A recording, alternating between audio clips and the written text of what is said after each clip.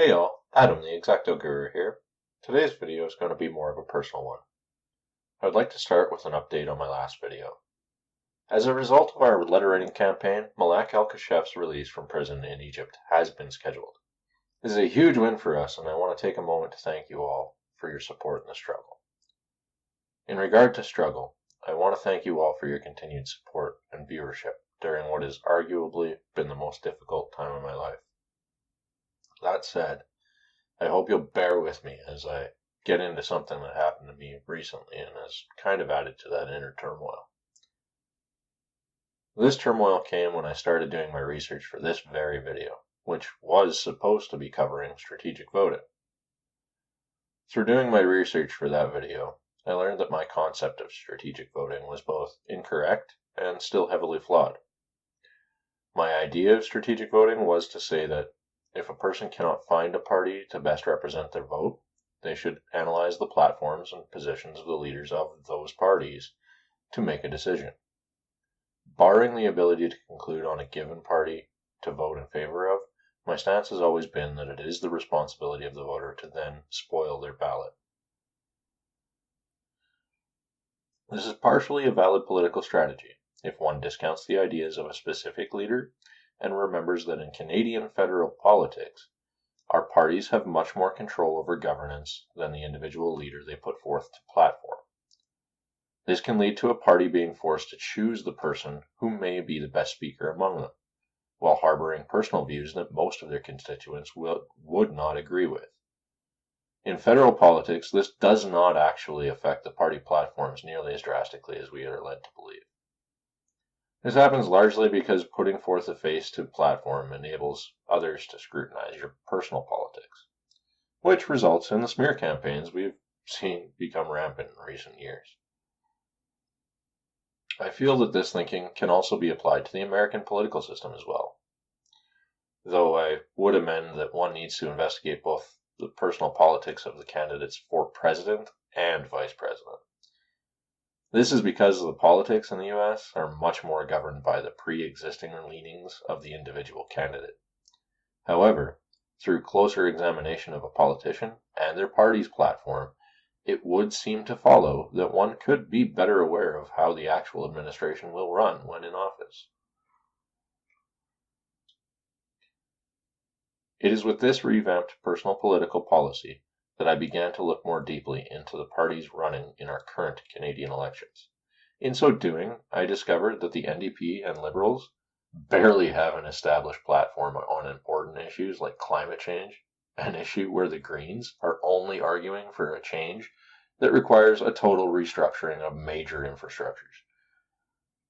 In truth, the only party that has an actionable plan on climate change is the Conservatives, whose stance is to support the Canadian citizen through housing incentives, the domestic energy entrepreneurs through tax breaks, and to establish caps on big emitters of pollution. While it is true that no party has a concise political platform as of yet, the Conservatives are clearly taking cues from the existing parties and expanding upon their ideas. While I do not agree with Andrew Scheer's personal politics or the way he talks to Canadians, I have to admit the Conservatives currently have the most viable plan for Canada's immediate future. I don't say this lightly, and it has caused me a considerable amount of personal introspection over what it means to my personal identity. However, my viewers should take comfort knowing that my stance going forward will only be to vote for the party which best outlines my views in their platform. I very much consider myself a moderate, have since day one, and am working out how to navigate that in the current political climate where things are misconstrued and blown out of proportion so easily. As such, after doing research into both the federal political parties and those who are running in my own province for election this year, I will be voting provincially for the NDP and federally for the Conservatives. One thing that I hadn't looked at closely, which has helped me accept this new stance even more readily, is to remember that Canadian politics are much more left than they are right, even at the most extreme of conservatism. There are very few Conservatives who would advocate against our universal health care or other important social programs. In fact, part of their platform is trying to limit the internal access that China has to our country's resources. China has repeatedly used their economy to undermine our trade with them, and this needs to change. I am aware that this news may still be troubling to you, dear viewer. It is for that reason that I want to establish, clearly for the record, that I would not have voted for Donald Trump and would not support any candidate that was espousing the ideas that he holds. He is misguided, misinformed, and an educated voting populace would not have supported his platform in the first place. I will still strongly encourage all of my American friends to consider casting their vote towards the Democrats this election, as I do not agree that your country can withstand another term under this man.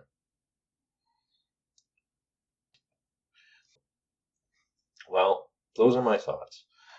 I hope you haven't been too off-put by this video, and will kindly like and subscribe. I would also ask you to check out my new Etsy store, where you can currently buy the finished diorama from my previous videos. The link is in the description. For now, I'm the X-Acto Guru, reminding you to be excellent to each other.